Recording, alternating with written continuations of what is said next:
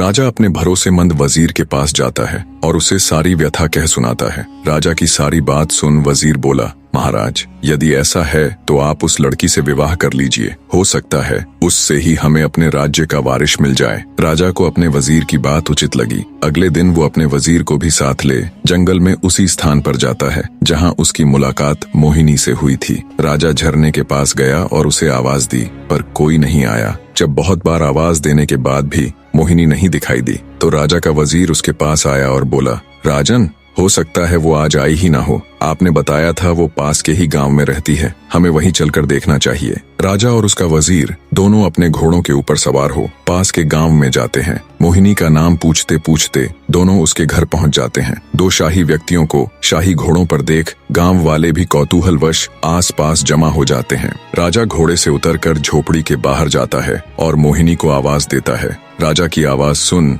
जब मोहिनी रोनी सूरत ले झोपड़ी से बाहर आती है तो उसकी आंखों में आंसू थे।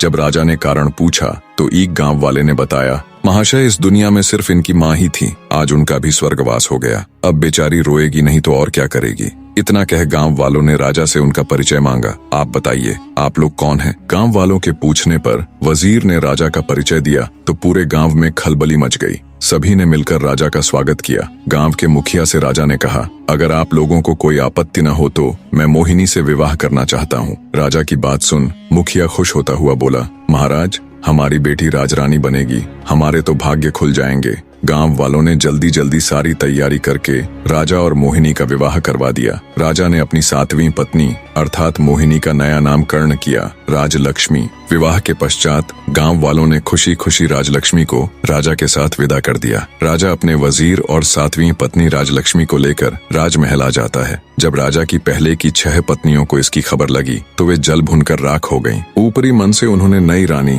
राजलक्ष्मी का स्वागत किया। समय बीतने लगा। अब राजा का अधिकांश समय नई रानी राजलक्ष्मी के साथ ही बीतने लगा। ये देखकर पुरानी रानी और अधिक ईर्ष्या से भर गई, परंतु राजलक्ष्मी को इसकी भनक तक नहीं थी। वो भोले भाले स्वभाव और एकदम साफ दिल की औरत थी। वह बाकी रानियों को अपनी बड़ी बहन की तरह सम्मान देती थी। समय बीता। एक दिन रानी राजलक्ष्मी ने राजा को शुभ समाचार दिया कि वो पिता बनने वाले हैं। रानी के मुख से ये बात सुन राजा जयसिंह की खुशी का कोई ठिकाना नहीं रहा। वो खुशी से रानी राजलक्ष्मी को गले लगा लेता है। राजा तुरंत कुल गुरु को बुला उन्हें आदेश देता है कि अब से नित्य प्रति रानी राजलक्ष्मी को धार्मिक और प्रेरक कथाएं सुनाई जाएं। नई रानी के गर्भवती होने का समाचार जल्दी ही पूरे राज्य में फैल गया। चारों तरफ बधाइयों की धूम मची हुई थी। बने रहे।